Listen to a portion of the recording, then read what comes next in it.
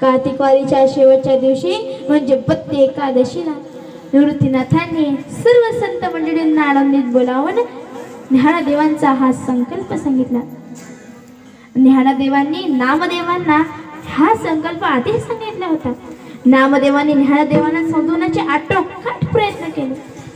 संत ज्ञानेश्वर माऊली, संत नामदेव, संत गोरोबा, संत चोखोबा, संत सावता, संत बंगाल, संत जनाबाई हे सर्व संत मंडळी आळंदीच्या सिद्धपीठावर पोहोचल्याची बातमी गावात कळताच सर्व गाव वाळवंटात उपस्थित झाले. सर्व संत मंडळी अभंग कीर्तनात दंग झालेले होते. ज्ञानदेवांच्या झोपडी भोवतालचे सर्व परिसर हरिनामाच्या गजराने भारावून गेले होते. समाधी स्थानाची तयारीची जागा ही 4-5 दिवसाआधी सुरू झाली होती. समाधी ज्ञानोबराय सिद्धपीठावरील सिद्धेश्वर मंदिराजवळच एका पुरातन गुफेमध्ये समाधी घेणार होते. ती गुफा आतून सावरून घेतली होती. आतील भिंती शेणामातीने लेपून सावरून घेतल्या होत्या.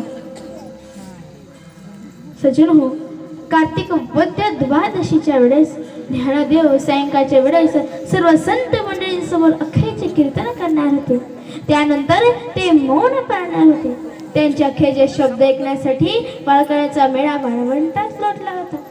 आता ज्ञानदेवांनी कीर्तनाला सुरुवात केली. संत सज्जन हो, मी येथे आपला निरोप घेण्याकरिता बोलणार आहे. आता मी शिवस्वरूपात विलीन झालो आहे. आता देवरूप झालो आहे. आता मी निघावंसं म्हणतो. आपल्या आशीर्वादाने आम्हाच चिरशांती शुद्ध स्वरूपाला आनंद सतत मिळत राहील.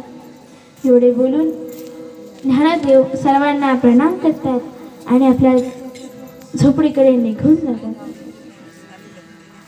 कार्तिक वद्य द्वादशीला हरिनामाच्या कीर्तनामध्येच ती रात्र संपूर्ण केली होती. कार्तिकी वद्य त्रयोदशीला ज्ञानदेवांच्या भावंडांनी इंद्रायणीच्या किनारी स्नान केले आणि मग ज्ञानदेव आता कोणाशीही बोलत नव्हते.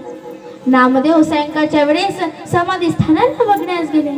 सुंदर असं आसन टाकण्यात आले. धुवता वस्त्राचे घडत्या मेळा तुळशी आणि बेनात दिले. दुर्वा दर्भवरी टाकिले मोकळे पुष्पे तळून सगळ्या समर्पिली. दुर्वा तुळशी बेलपत्राने आसन सुशोभित केले होते. संत निवृत्ती ज्ञानदेव उभे दोन्हीकडे सोपान तो पुढे मुक्ताबाई. देवळे सुरगणात थक्क पडवे लोकाय. सुरू केला डंका वैकुंठाचा. चक्र तीर्थी उभे देव हे साधुजना.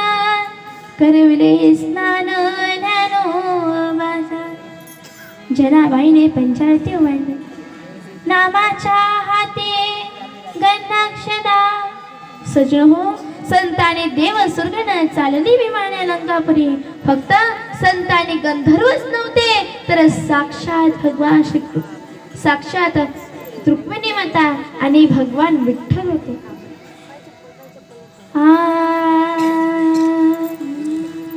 माऊली जय माऊली ज्ञानेश्वर माऊली. माऊली जय माऊली ज्ञानेश्वर माऊली. माऊली जय माऊली जय ज्ञानेश्वर माऊली. जय माऊली जय माऊली जय ज्ञानेश्वर माऊली.